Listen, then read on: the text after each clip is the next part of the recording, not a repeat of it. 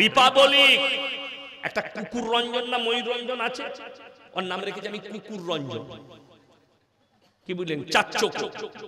ভারত আর বাংলাদেশের সম্পর্ক খারাপের জন্য দায়ী হচ্ছে মিডিয়া, এটা মাথায় রাখবে। এবং ইসলামের বিরুদ্ধে সবথেকে বেশি ষড়যন্ত্র করেছে এই রিপাবলিক টিভি। প্রতিনিয়ত মিথ্যাচার। দুটো কন্ডিশনে চিল্লাই। কটা বললাম? দুটো।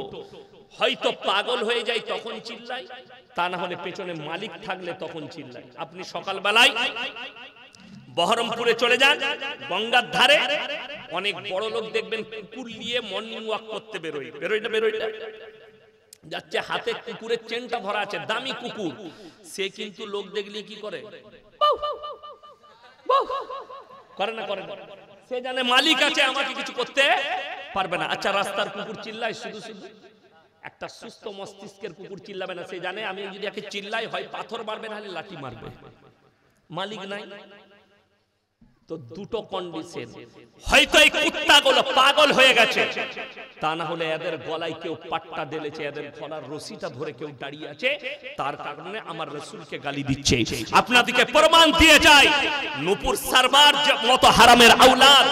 আর যারা বলছো শিক্ষিতরা, আল্লাহ নবী সাল্লাল্লাহু আলাইহি সাল্লাম 6 বছর বয়সে মা আয়েশা সিদ্দিকা রাদিয়াল্লাহু তাআলা আনহাকে বিবাহ করলেন। 9 বছর বয়সে তিনি সংসার শুরু করেছেন। এটাতে অনেক জনের আপত্তি। আচ্ছা, আমি বুঝলাম আল্লাহ রাসূল সাল্লাল্লাহু আলাইহি সাল্লাম বিবাহ করেছেন যেদিনে ইসলাম এনেছেন, আজ থেকে 1444 বছর আগে। কত বললাম? 1444 বছর আগে। কিন্তু আপনাকে অত দূর নিয়ে যাব না। ঈশ্বরচন্দ্র বিদ্যাসাগর সেদিনকার কথা, তিনি যেদিনে বিবাহ করেছেন, তেনার স্ত্রীর বয়স ছিল মাত্র 8 বছর। কত বললাম? 8। কবিগুরু রবীন্দ্রনাথ ঠাকুর যেদিনে বিবাহ করেছেন, ওনার স্ত্রীর বয়স ছিল 11 বছর। যেদিনে বঙ্কিমচন্দ্র চট্টোপাধ্যায় যেদিনে বিবাহ করেছেন, তিনার স্ত্রীর বয়স ছিল 5 বছর। अगर अपने बाप की औलाद है तो इन सब को बलात्कारी बोलकर दिखा। हम कुछ नहीं करेंगे, मुसलमान कुछ नहीं करेगा, तेरे ही खानदान के लोग तेरे जुबान उखाड़ लेंगे। আমাদের আপত্তি নেই, আমরা মুসলমানরা আপত্তি করি না, আমাদের মৌলবীদের কোনো আপত্তি নেই। কিন্তু তুমি বলছো এই মাদ্রাসায় আপনি একটা দলিল দেখাতে পারবেন না। অথচ দুঃখের সঙ্গে বলছি, যাদবপুর বিশ্ববিদ্যালয়ে 6 মাস আগে একটা ছেলে আত্মহত্যা করেছে। হোস্টেলের মধ্যে মিডিয়া পৌঁছেছে, প্রশাসন পৌঁছেছে, যাচ চলছে, এখনো কেস চলছে। ওই যাচের সময় ক্যামেরা চলেছে। নিউজ 18 বাংলা খবর সম্প্রচার করছে, এবিপি আনন্দ রিপাবলিক। এটা দেখুন, এটা যাদবপুরের বাথরুম, হোস্টেলের বাথরুম।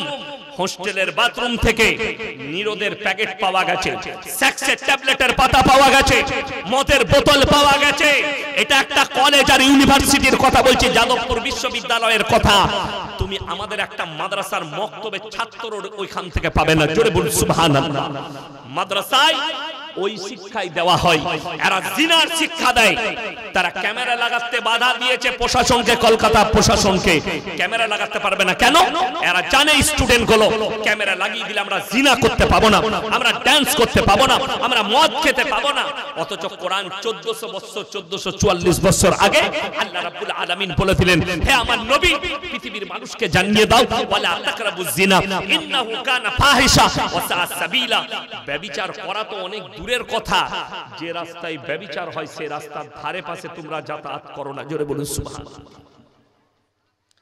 জানোয়ারের মধ্যে আর মানুষের মধ্যে পার্থক্য আছে না? কিসের পার্থক্য? শিক্ষার। আপনারা কতটা ভুলে আছেন শুনেলে। আল্লাহ কিন্তু এই পার্থক্য দেয়নি, আল্লাহ এই পার্থক্য দেয়নি। পার্থক্যটা কোথায় বলে দিই। আজকে আমি ইয়াসিন জলসা করতে এসেছি আপনাদের এখানে। আমাকে যদি কেউ জিজ্ঞেস করে, ইনি যদি জিজ্ঞেস করেন আপনি কে, আমি আমার বাবার নাম বলবো না মায়ের? বাপের। আপনাদেরকে যদি আমি কেউ জিজ্ঞেস করি তুমি কে, সে বাপের নাম বলবে না মায়ের?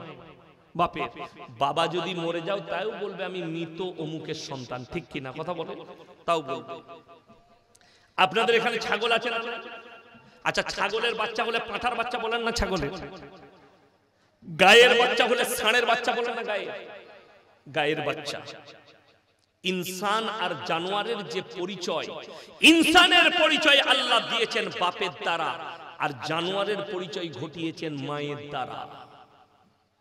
আজকে যাদের কাছে গুগল আছে, সার্চ করুন, আমেরিকা, লন্ডন, জাপান, জার্মান, উত্তর কোরিয়া, দক্ষিণ Korea, China, Brazil, Australia, Spain, যতগুলো বেঈমান কাফেরের দেশ আছে, তারা তাদের পার্লামেন্টে পাস করিয়েছে, এরপর থেকে যদি কোনো ছেলে মায়ের পরিচয়ে বাঁচতে চায়, সে বাঁচতে পারবে, বিবাহের প্রয়োজন হবে না। তারা নাম দিয়েছে রিলেশনশিপ।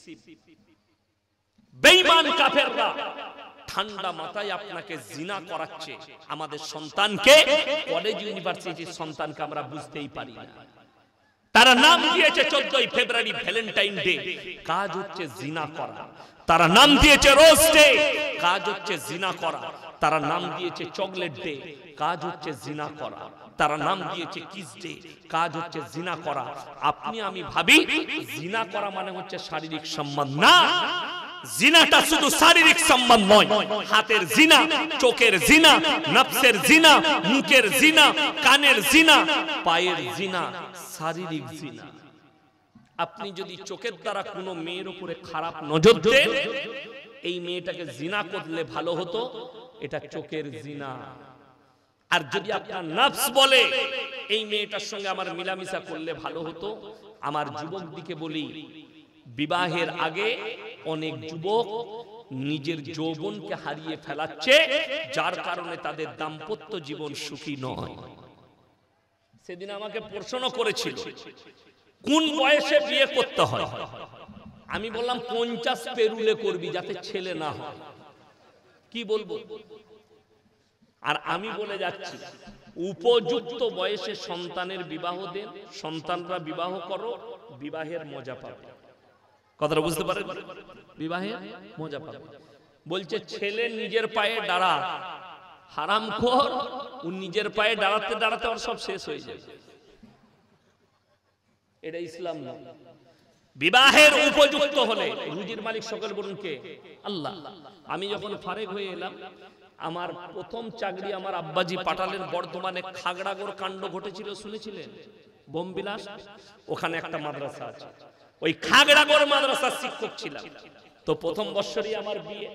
তো আমি বললাম 2-4 বছর চাকরি করি, কিছু টাকা আসুক। আমার আব্বাজি বললে, রুজির মালিক আল্লাহ, তুমি বিবাহ করো।